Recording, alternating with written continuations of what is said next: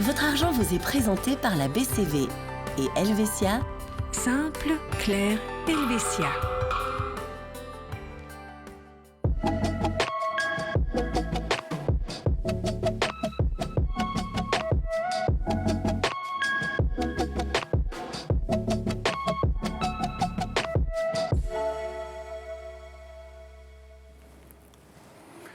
Bonsoir, bienvenue dans Votre Argent. On va évoquer ce soir les questions d'assurance et de prévoyance liées aux enfants avec notre expert Claudio Tenaglia. Bonsoir Claudio. Salut Nafat. Bon, commençons par un cas dramatique, celui du cas d'invalidité qui frapperait un enfant. Quelles dispositions est-ce que les parents, de manière générale, peuvent-ils prendre ?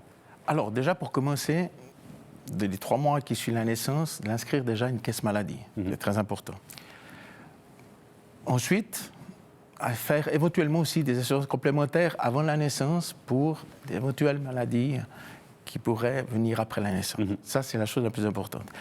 Et ensuite aussi, après la naissance, peut-être faire aussi, pas peut-être même, je suis sûr même, de faire des assurances invalidité. Ça, c'est la base, effectivement, pour prévenir les éléments qui puissent arriver, évidemment, par la suite.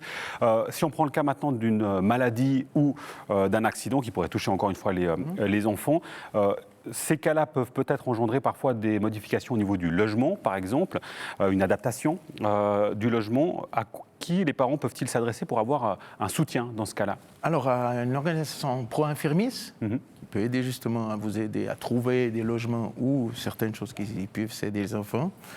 Et aussi, à nous, les assureurs, les conseillers, on va vous guider aussi où aller. Parce que c'est aussi notre métier, quelque part. Pour trouver des solutions effectivement adaptées, on le comprend bien.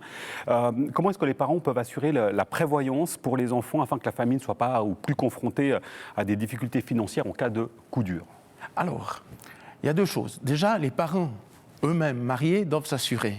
C'est une importance pour moi primordiale. Et aussi les concubins, parce qu'on oublie souvent les concubins qui ne sont pas assurés de la même façon, que ce soit en capital invalidité, maladie ou accident.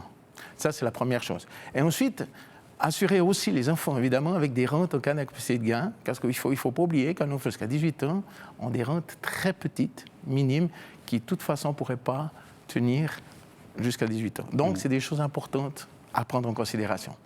La prévoyance, c'est une chose. Maintenant, évidemment, il y a la question de l'épargne que l'on ferait pour nos enfants.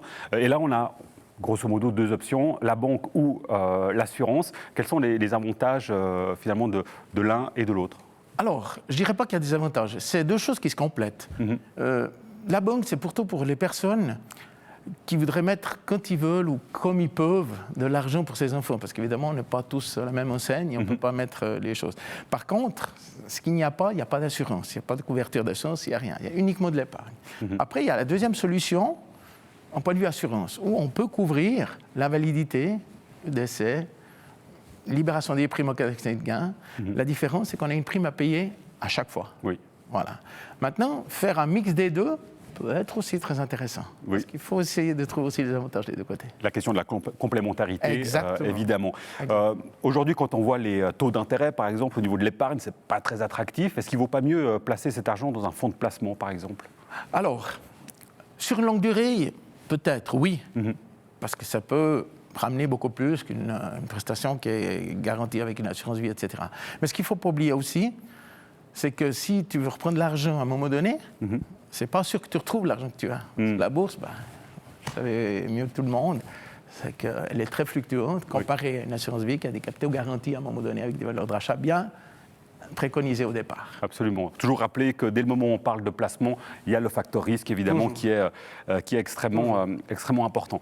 Et puis enfin, de manière plus globale, plus générale, dans le cadre de l'évolution de l'enfant, qui va grandir, évidemment, mais là, ça peut concerner les parents, mais aussi les oncles, les tantes, les parrains, les marraines, évidemment. Qu'est-ce que vous recommanderiez, justement, aux membres de la famille pour assurer, finalement, l'évolution de l'enfant sur le plan financier ?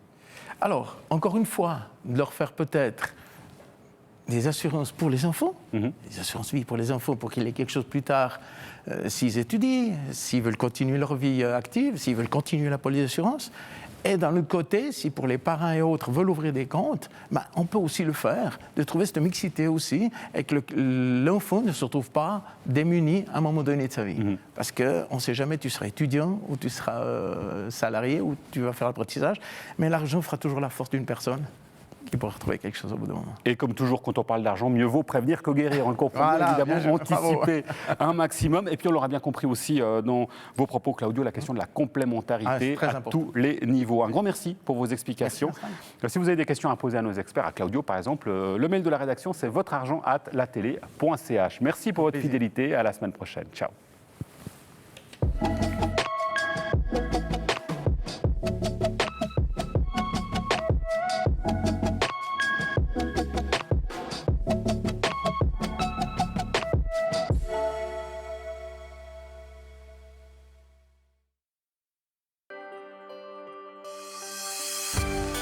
Votre argent vous a été présenté par la BCV et Helvetia. Simple, clair, Helvetia.